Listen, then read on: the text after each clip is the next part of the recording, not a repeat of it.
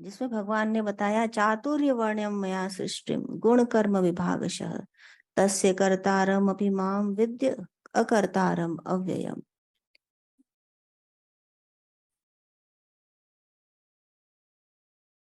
न मान कर्माणि लिम्पन्ति न मे कर्म फले स्पृहा इति माम यो विजानाति कर्मभिर्न स बध्यते।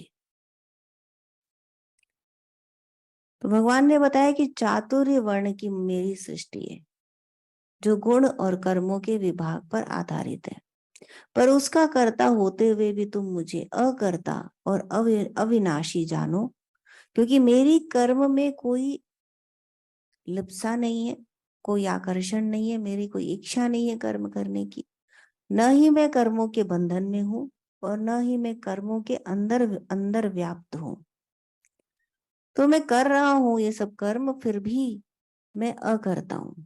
और जो मुझे इस तरह जान लेता है वह कर्म के बंधनों से मुक्त हो जाता है।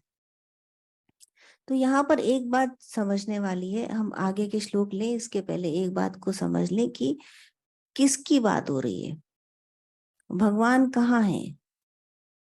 जब आप से पूछेंगे तो आप कहेंगे कि हमारे अंदर है, लेकिन जब आप कल्पना करते हैं इस श्लोक पर तो आप उसको अपने सामने पाते हैं। इस बात के अंतर को समझिए कि जब भी एक एक्सप्लेनेशन होता है, व्याख्या होती है, तो आपको ऐसे आप इस प्रकार कल्पना करते हैं, इस प्रकार विचार करते हैं कि as if the God is standing here in front of you, not inside you. तो जैसे कोई थर्ड पार्टी कह रही है, ऐसा लगता है कि कोई थर्ड पार्टी है जो कह रही है कि तुम जब मुझे जान लोगे इस प्रकार तो बंधनों से मुक्त हो जाओगे। यस और नो, है ना। ऐसे नहीं विचार कर पाते हैं कि मेरे ही अंदर स्थित मेरी आत्मा जो परमात्मा का अंश है वो कह रही है।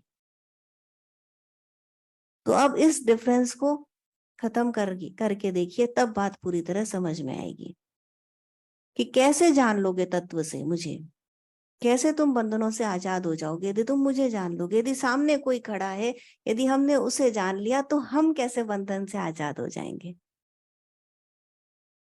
यदि मैं आज जान लूं कि आप में से आधे लोग पूर्ण हैं, तो मैं कैसे बंधन से मुक्त हो गई, मैं कैसे पूर्ण हो गई। मान लीजिए आप किसी संत से मिलते हैं, रमण महर्षि से मिलने का कभी मौका मिल गया आपको, पूर्ण थे वो, उनको मिलने से आप कैसे बंधन से मुक्त हो गए। आपने जान भी लिया कि रामकृष्ण परमहंस पूर्ण है, तो आप कैसे मुक्त हो गए।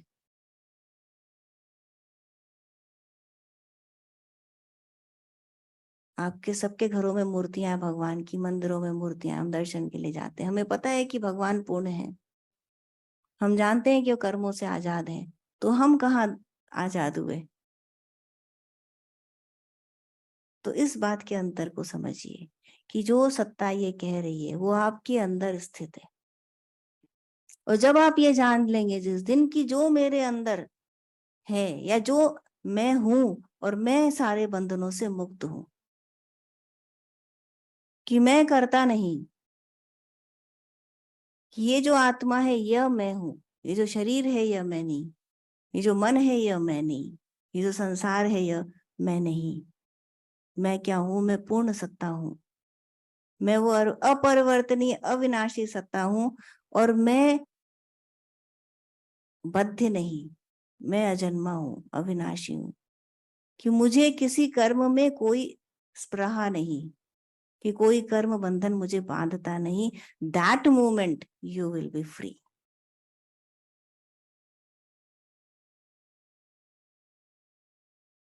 सो अध्यात्म जो स्पिरिचुअलिटी है, that is about freedom, not bondage.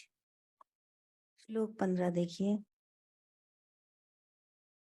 एवं ज्ञात्वा कृतं कर्म पूर्वैरपि मुमुक्षुभिः कुरु कर्मेव तस्मात् त्वं पूर्वे पूर्वतरं कृतम्।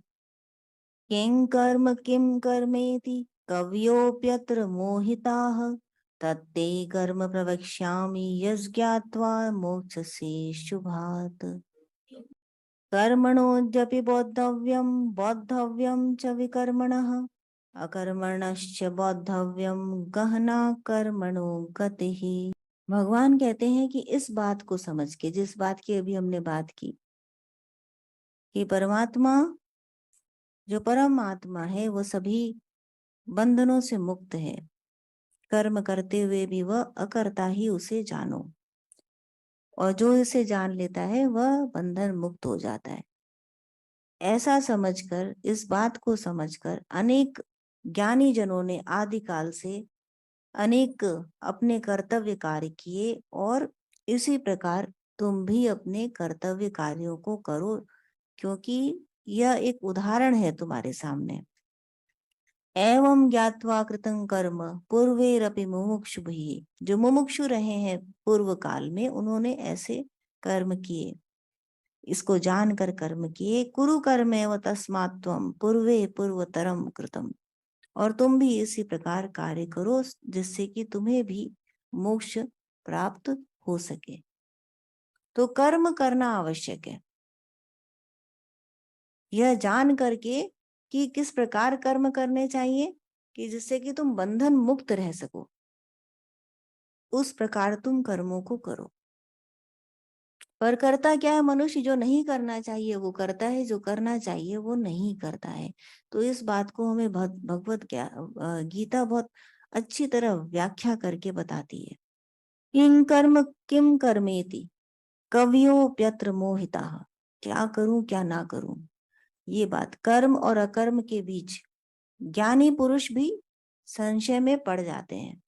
तत्ते कर्म प्रवक्ष्यामि यत् ज्ञात्वा मोक्षसे शुभात्। इसलिए क्योंकि ज्ञानी भी मोह में पड़ जाते हैं, नहीं समझ पाते कि क्या करना चाहिए क्या नहीं, तो इसलिए मैं तुमसे इस बात को बहुत अच्छी तरह स्पष्ट रूप से कहूंगा कि यथार्थ कर्म क्या है। वह ज्ञान जो तुम्हें बुराइयों से, संपूर्ण कठिनाइयों से मुक्त कर देगा, मैं तुम्हें ऐसी बात बताऊंगा। भगवान कहते हैं कर्मणोद्यपि बोद्धव्यम, कर्म को जानना, उसके स्वरूप को समझना अत्यंत कठिन है। अकर्मण्यश्च बोद्धव्यम गहना कर्मणो गति, कर्म के स्वरूप को पूर्णतया समझने के लिए तुम्हें कर्म को, विकर्म को और अकर्म को ठीक से जानना होगा, जो समझना अत्यंत कठिन है। तो अब उन्होंने कर्म के भेद बताए भगवान ने, अकर्म, विकर्म। और यदि विकर्म को हम ठीक से देखें तो एक कर्म आ जाता है सामने, जो है सत्कर्म। तो इन 3 श्लोकों के माध्यम से भगवान बता रहे हैं कि कैसे करना चाहिए, क्या करना चाहिए। तो कौन से कर्म करने चाहिए? तीनों श्लोक के माध्यम से भगवान बता रहे हैं कि वो कर्म करने चाहिए जो तुम्हें मोक्ष के रास्ते पर लेके जाते हैं। जो निवृत्ति का मार्ग है वो पकड़ना चाहिए, प्रवृत्ति का मार्ग नहीं पकड़ना चाहिए, नहीं तो तुम संसार में इस प्रकार उलझ जाओगे कि कभी इससे मुक्त नहीं हो पाओगे।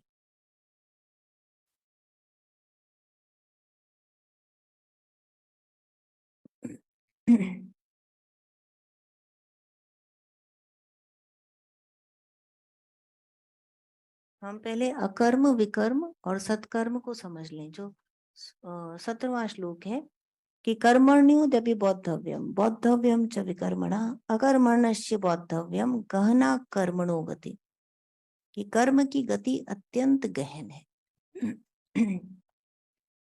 गहन क्यों कही भगवान ने? एक जैसे घना अंधकार होता है, जंगल, उस प्रकार है कर्म। क्योंकि हम हर समय कर्म करते रहते हैं। आंख खुली एक कर्म हुआ, हाथ उठा एक कर्म हुआ, तो पलक झपकाने से भी कर्म हो रहे हैं। अब इन कर्मों से हम मुक्ति कैसे पाएंगे? और हर कर्म आपका रिजल्ट देता है, cause effect, cause effect, cause effect. तो हर कर्म एक रिजल्ट दे रहा है, और उसके रिजल्ट के कारण नया कर्म जनरेट हो रहा है। ये एक सीक्वेंशियल प्रोसेस है जो चलता चला जा रहा है, अनवरत काल से चल रहा है और आगे तक भी चलता रहेगा। अब इससे हम मुक्ति कैसे पाएं?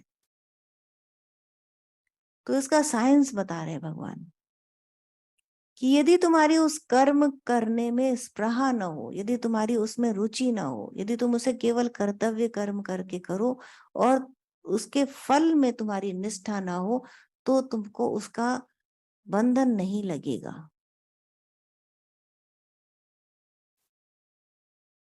पर अ, कौन से कर्म ऐसे हैं जो हमें करने चाहिए अच्छी तरह? तो केवल वो कर्म अच्छी तरह करने चाहिए, मन लगा के करने चाहिए, जो प्रवृत्ति मार्ग से निवृत्ति मार्ग की तरफ लेके जाते हैं। और आगे भगवान बताएंगे कि उन कर्मों को यज्ञ कर्म कहा भगवान ने। तो यज्ञ के अनेक उदाहरण दिए। अब यज्ञ क्या है, एक शॉर्ट में थोड़ा बता देती हूँ, जिससे आपको ये समझने में मदद मिलेगी जो बात हम अभी समझने का प्रयास कर रहे हैं। कि भगवान की आराधना, साधारण शब्दों में, एकदम सिंपल वर्ड्स में, भगवान की आराधना ही यज्ञ है। उस आराधना के अनेकों प्रकार हो सकते हैं। उस परमात्म तत्व को जानने के लिए जो प्रयास किए जाते हैं वही यज्ञ की श्रेणी में आते हैं। किस परमात्म तत्व को? जो आपके अंदर बैठा है, बाहर खड़ा होके नहीं बोल रहा है, वो अंदर बैठा है और जो सभी कर्मों को करते हुए भी कर्ता भाव से अयुक्त है, उसे जानना, उसके जानने का प्रयास यज्ञ की श्रेणी में आता है। अब ये जप यज्ञ हो सकता है, ध्यान हो सकता है, शास्त्रों का अध्यात्म, आध्यात्मिक बातों का पठन श्रवण मनन चिंतन हो सकता है, सत्संग हो सकता है, संतों का साथ हो सकता है, और निष्काम कर्म हो सकता है। ज्ञान मार्ग से जाए तो वेदांत पठन पाठन हो सकता है, या किसी भी मार्ग से यदि गुरु के अंदर काम किया जाता है तो साधना पथ हो सकता है, भक्ति मार्ग हो सकता है। तो ये जो सभी प्रयास हैं ये आराधना के अंदर आते हैं, यज्ञ की श्रेणी में आते हैं। और केवल यही कर्म है जो परमात्मा प्राप्ति कराते हैं और जिनका फल बंधनकारी नहीं है। क्योंकि क्या किया जा रहा है, ये कर्म उस फल की प्राप्ति के लिए किए जा रहे हैं जो एक्चुअली फल है ही नहीं, परमात्मा। तो परमात्मा फल नहीं है, परमात्मा कोई परिणाम नहीं है, परमात्मा तो सर्वदा है। परिणाम वो होता है जैसे आपने बीज बोया कि हमें आम मिलेगा, तो आम पहले नहीं है, अभी केवल आपके हाथ में बीज है। लेकिन परमात्मा तो पहले से है, वो कोई ना कोई सीड है ना उसका फ्रूट है, तो वो परिणाम नहीं है। लेकिन उसे जानना, उसके और आपके बीच में एक झीना सा पर्दा है बस। जैसे एक स्त्री बैठी हुई है, पहले पर्दे लगे रहते थे ना, जीने पर्दे, उसके पीछे बैठ के देख रही है, आगे पूरी सभा लगी हुई है। तो सभा उस स्त्री को देख नहीं पा रही, लेकिन वो स्त्री उस पूरी सभा को देख रही है। ठीक इसी तरह से जो अंदर आत्म तत्व बैठा है वो सबको देख रहा है। आप जो कुछ कर रहे हैं, आचार व्यवहार विचार, वो सबको देख रहा है। आप उसे नहीं देख पा रहे क्योंकि आपने एक जीना पर्दा डाल रखा है। आप जब उस पर्दे को हटाएंगे तो आपके अंदर जो दिव्य परमात्मा, दिव्य आत्मा बैठी है, उसे आप उस सुंदर स्त्री को देख सकेंगे। पर उसे देखने का साहस नहीं है क्योंकि उस सभा में मजा आ रहा है, उसके आयोजनों में मजा आ रहा है। तो भगवान बता रहे हैं कि यज्ञ की जितनी भी प्रक्रियाएं हैं वो भगवान की आराधना के अलग अलग स्वरूप हैं, और वही कर्म है जो करने चाहिए। अब जो बाकी के कर्म है उनका क्या, उनके बारे में क्या किया जाए जो हम सुबह से रात तक करते हैं? तो उसके विभाजन भगवान ने बताए हैं कि कर्मणोदपि बौद्धव्यम बौद्धव्यम च विकर्मणा। तुम कर्म को जानो और तुम विकर्म को जानो। कर्म को जाना कि कर्म क्या है, ये जान नहीं लिया, केवल अभी जानने का छोटा सा प्रयास किया है कि भगवान की आराधना, इन वेरी सिंपल वर्ड्स, भगवान की आराधना ही कर्म है। तो विकर्म क्या है? बौद्धव्यम च विकर्मणः, जो उस आराधना के विपरीत कर्म है वो विकर्म है। जब हम भगवान की आराधना करते हैं, जब हम भगवान का नाम लेते हैं, जैसे यहीं पर आप लोग एकत्र होते हैं तो कई बार भजन कराती हूँ, तो कैसा सुंदर आनंद मिलता है ना। किसी ने ये बात कही कि पहली बार मैंने भजन के संग ध्यान किया, मुझे नहीं पता था कि भजन से ध्यान लग सकता है। भजन से ध्यान नहीं लगता। यदि आप टोली में चले जाइए जहां पर खूब चिल्ला चिल्ला करके जागरण हो रहा है माता का, तो ध्यान नहीं लगता। लेकिन ध्यान कब लगता है? जब सुरों का, ताल का, ध्वनि का ऐसा समागम होता है कि जो चक्रों को जागृत करते हैं, तब ध्यान लगता है। तब स्वतः ध्यान लगता है, प्रयास नहीं करना पड़ता उसके लिए। तो ऐसा कर्म जिससे उस आत्मा को क्षति पहुंचे, जिससे उसे तकलीफ हो, वो विकर्म। और जिससे उसमें चेतना आए, आनंद आए, वह कर्म। कि यदि सुंदर भजन गाया जिससे हृदय को शांति मिल रही है, आत्मा को तृप्ति मिल रही है और अनायास ही ध्यान लग रहा है, तो ये क्या हुआ? ये कर्म हुआ, भगवत आराधना हुई। चिल्ला चिल्ला के गाने से भगवान सुन लेते हैं क्या?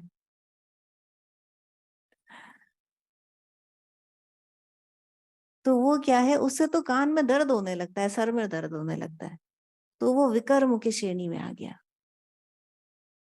तो तुम जानो कि विकर्म क्या है। ऐसे सभी कार्य, अब ज्यादातर कार्य आदमी विकर्म ही करता है, ये भी एक बात है। ये तो एक छोटा सा उदाहरण था कि आराधना के स्वरूप का, उसमें भी प्रयास तो आराधना का ही हो रहा है ना, लेकिन वो स्वरूप बिगड़ गया थोड़ा।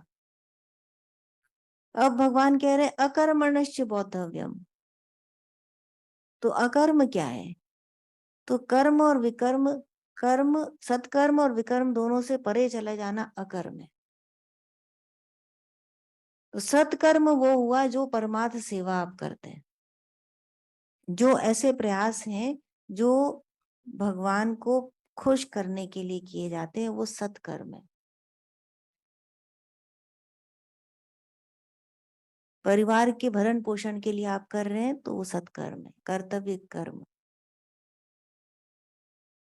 एक स्त्री अपने घर में खाना बनाती है अपने परिवार के लिए या घर की देख रेख करती है, वो सत्कर्म। एक पुरुष व्यापार करता है अपने परिवार के पोषण के लिए, वो सत्कर्म।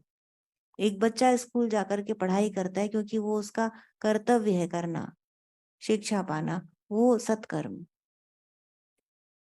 लेकिन वही कर्म जब बिगड़ जाते हैं तो विकर्म की श्रेणी में आ जाते हैं। कि व्यापार करते करते ऐसा व्यापार करने लग गए कि दूसरे को क्षति पहुंचाने लग गए।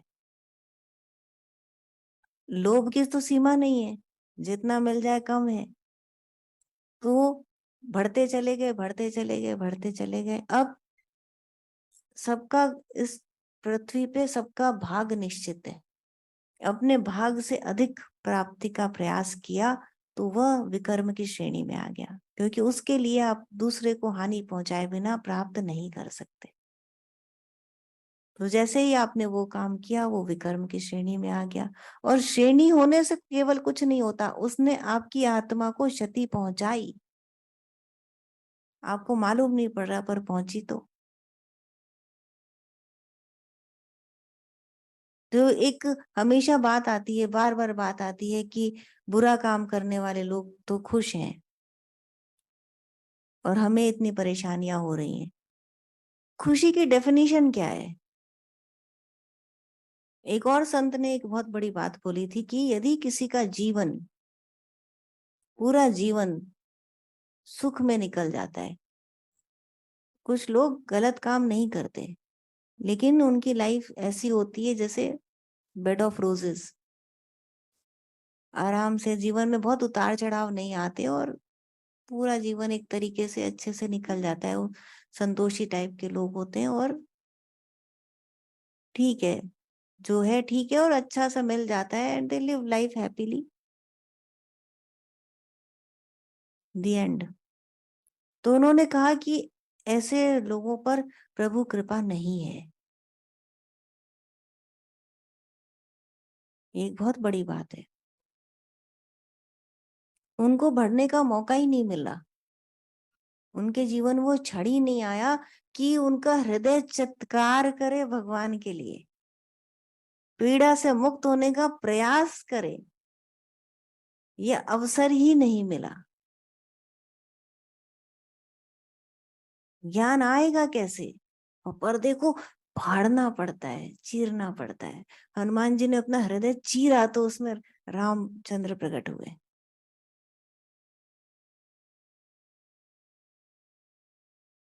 आप देखिए जितनी भी कहानियां हैं उसमें कैसे विपत्तियां दिखाते हैं।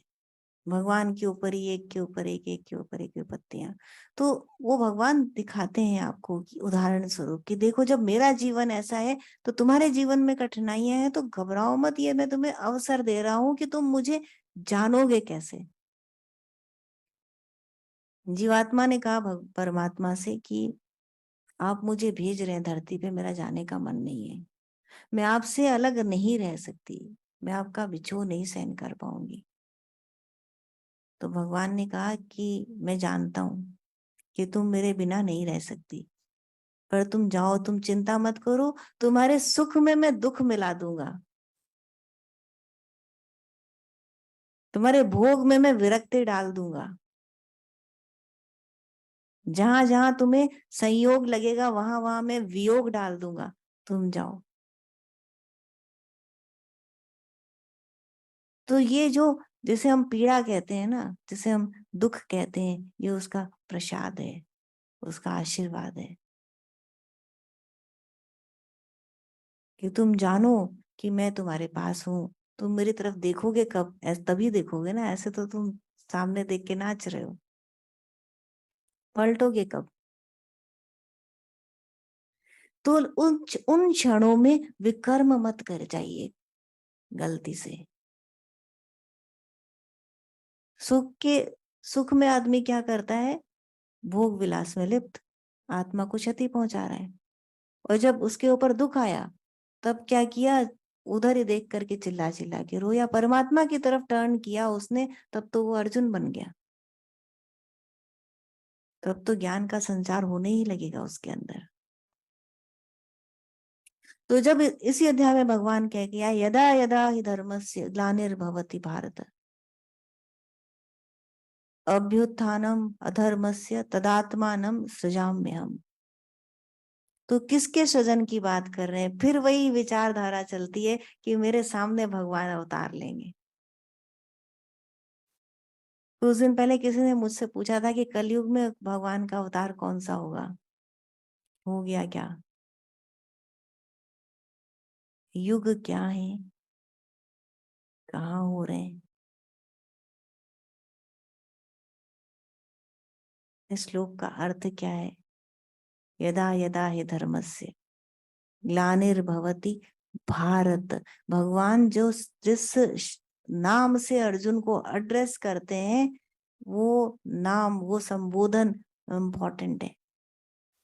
वो उस श्लोक का अर्थ बताता है। भारत कौन? जो प्रतिभा में रत है, जो ज्ञान की खोज में रत है, वो भारत। ये शाब्दिक अर्थ है जिसमें कोई संदेह नहीं है। ये संस्कृत है। और जो ज्ञान की खोज में रत है उसके अंदर जब जब धर्म का ह्रास होता है, उसके अंदर जब जब धर्म का पतन होता है, तब तब परमात्मा अवतार लेते हैं उसके हृदय में जो ज्ञान की खोज में रत है। कहीं बाहर अवतार नहीं हो रहा, कहीं बाहर युग परिवर्तन नहीं हो रहा। That is inside you. कहीं बाहर चतुर्वर्ण की सृष्टि नहीं है, दैट इज इनसाइड यू। और वो जो तत्व से निवास कर रहा है वो भी तुम्हारे अंदर ही है। तो जब जब तुम्हारी आत्मा में धर्म की हानि हो रही है, यदि तुम प्रतिभा में रत हो, यदि तुम ज्ञान प्राप्ति के प्रयास में हो, यदि तुम्हारा प्रयास तुम्हें विकर्म की तरफ लेकर के नहीं जा रहा। तो भगवान कहते हैं कि मैं अवतार लेता हूं, तुम्हारी आत्मा के अंदर प्रकट होकर के मैं तुम्हें रोकता हूं, और तुम्हारे अंदर जो अधर्म वाली शक्तियां हैं मैं उन्हें क्षीण करता हूं। इसीलिए वो ग्लानि बढ़ करके सामने आती है कि ये गलत हो गया मुझसे, क्योंकि आत्मा अपने रूप और अधिक उसका मैनिफेस्टेशन होता है। तो अधर्म की ताकतें क्षीण होती हैं और धर्म का विकास होता है। दो ही संप्रदाय बताई भगवान ने भगवत गीता में, एक दैविक और एक आसुरी, दो ही विभाजन है और कोई विभाजन नहीं है। न तो धर्म का विभाजन है, न वर्ण का विभाजन है, न युगों का विभाजन है। किसी भ्रम में मत आइए। दो ही शक्तियां हैं, एक दैविक और एक आसुरी, यही विभाजन है और कोई विभाजन नहीं है। तो भगवान अवतार लेते हैं जब जब धर्म का ह्रास होता है, और तब वो क्या करते हैं, आसुरी संपदाओं को मार देते हैं, किल करते हैं उन्हें।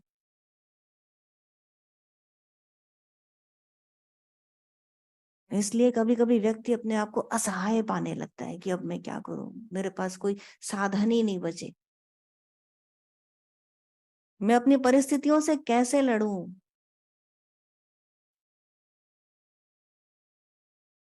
तो ये किसका किया है? ये उसका किया है। उसका आशीर्वाद है आपके ऊपर। यदि ऐसा आप अनुभव कर रहे हैं और आप परमात्मा की तरफ देख रहे हैं, तो ये उसका आशीर्वाद है। एंड बिलीव मी, यदि आपने परमात्मा की तरफ देखा इस हालत में, आप निकल जाएंगे। You will sail through. तब उस क्षण में क्या करना है, जो होता जाए वो करते जाइए।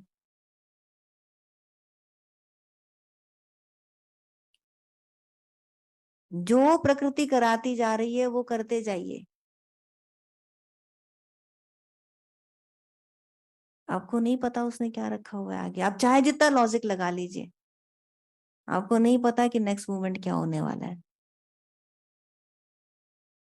तो प्रकृति को अपना कार्य करने दीजिए, भाव के साथ बहते जाइए, केवल उसका हाथ थाम के रखिए। क्या करना है आपको? यज्ञ करना है। नाम जप है ना आपके पास, keep chanting and with faith, faith कि हाँ ऐसा होगा। और जैसे अपने गोद में लेकर के भगवान आपको पार उतार के खड़ा कर दे, अपने आप को आप जानेंगे कि मैं पहले से बेहतर होकर के आया। उस समस्या ने, उस परिस्थिति ने मुझे उस तरह तपा दिया जैसे सोना तप करके चमक जाता है।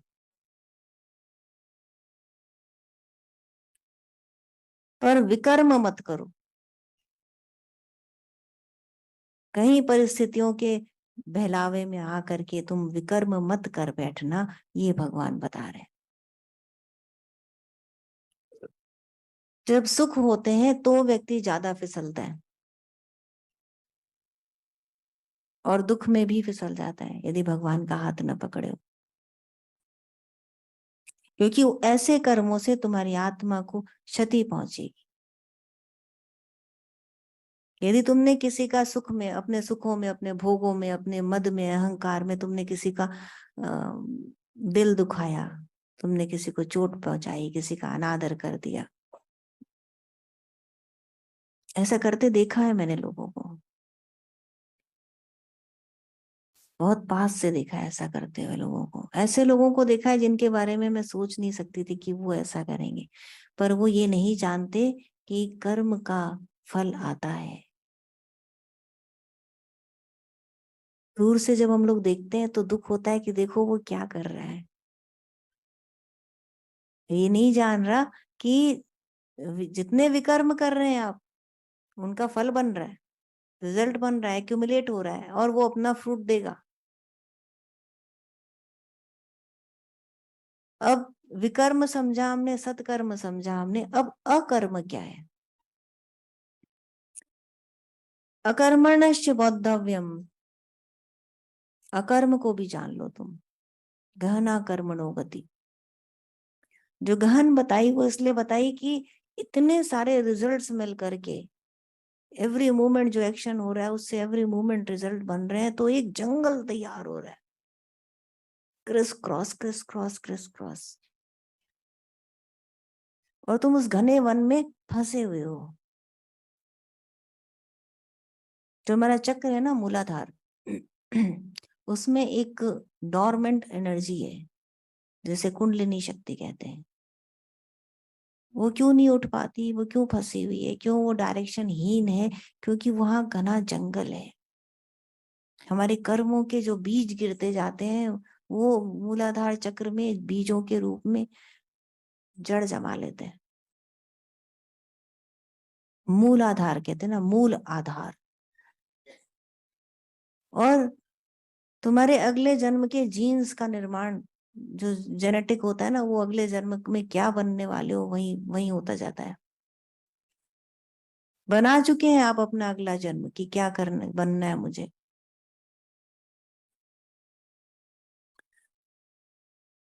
तो इतना घना जंगल बन करके फंस गया है कि उसकी वजह से सब कुछ यांत्रिक प्रक्रिया है, एक से दूसरे का निर्माण, दूसरे से तीसरे का निर्माण। अब उससे मुक्ति कैसे पाए?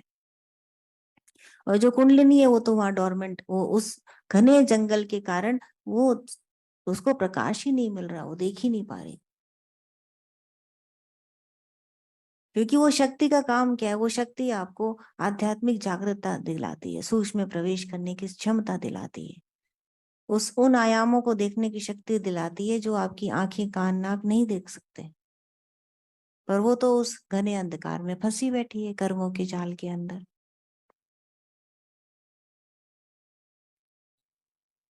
तो कैसे समझेंगे आप कर्म के सिद्धांत को? इतना गहना गहन जंगल बुन गया है कि उसको समझना इम्पॉसिबल है। उसका कैलकुलेशन करने बैठेंगे तो कर ही नहीं पाएंगे और उससे कभी निकल ही नहीं पाएंगे। तो भगवान कह रहे हैं छोड़ दो। अब जब इतना ढेर हमने इकट्ठा कर लिया, हम क्या करें?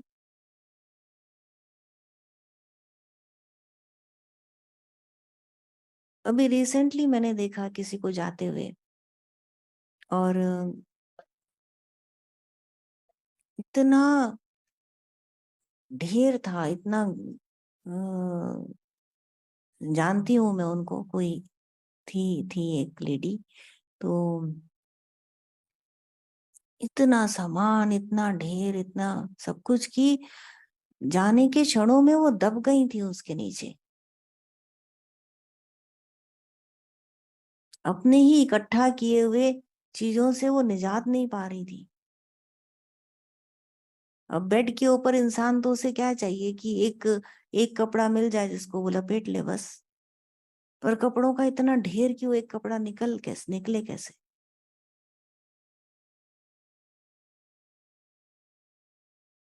कैसे आदमी दब जाता है अपने ही कर्मों के अंदर। तो हल्का कर दीजिए, वक्त है। इतनी गठरी मत रखिए कि संभाली ना जाए आपसे। जब आपके हाथ पैर कमजोर हो जाएंगे तब उस गठरी का बोझ नहीं उठा पाएंगे।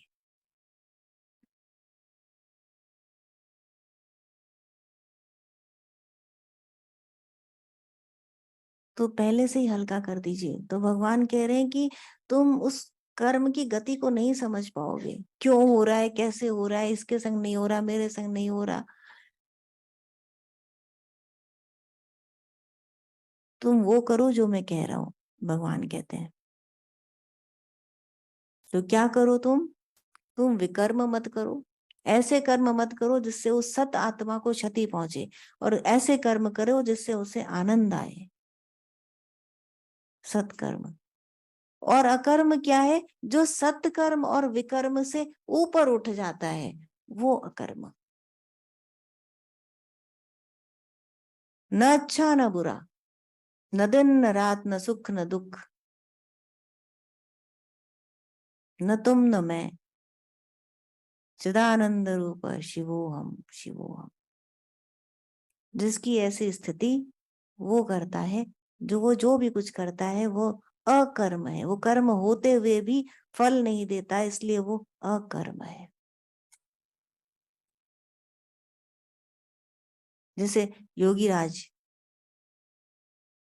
जीवन जिया उन्होंने, सबके सामने एक उदाहरण, एक उत्कृष्ट उदाहरण, एक ऐसा उदाहरण जो कहीं और नहीं मिल सकता, कि स्वयं भगवान का, नारायण का अवतार और शिव का अवतार कह लीजिए, ब्रह्म का अवतार कह लीजिए,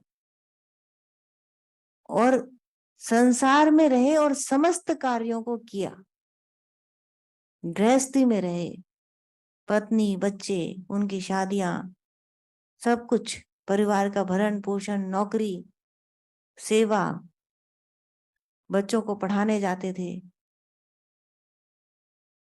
और ये सब करते हुए भी किस प्रकार उन्होंने ब्रह्म ज्ञान प्राप्त किया, सर्वोच्च श्रेणी पे आसीन हुए जाके।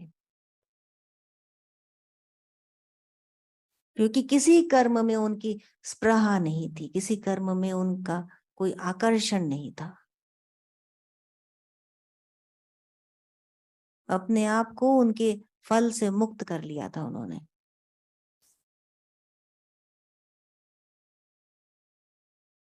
केवल वो काम किया जो एक जीवन मुक्त आत्मा करती है, परमार्थ के काम। ज्ञान बांटा लोगों को, क्रिया योग का की पुनः स्थापना करी। दिन भर लोगों की भीड़ लगी रहती थी, आते रहते थे लोग पूछने के लिए, और रातों को वो सन्यासी आते थे जो उस आनंद में उनके साथ रहना चाहते थे, समय बिताना चाहते थे। पहाड़ों से उतर उतर के सन्यासी आते।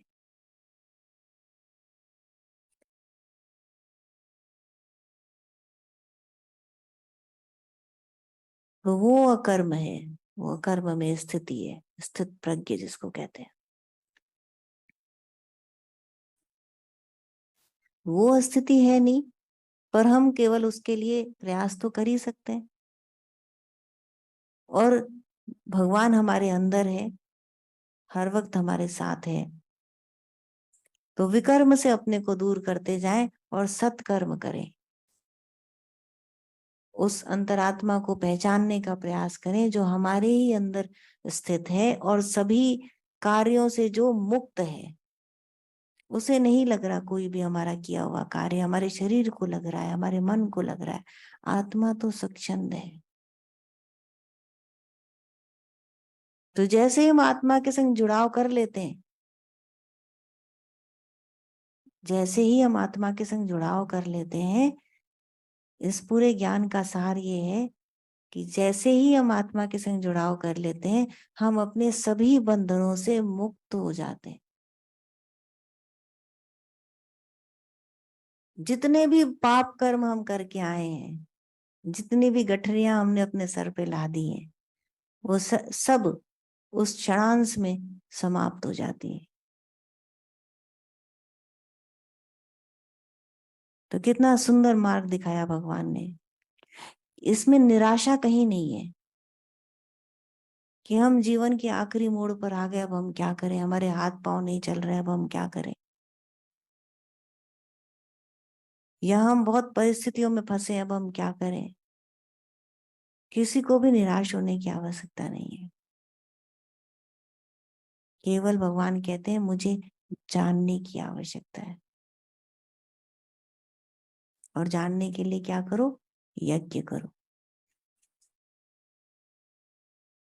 जय श्री कृष्ण।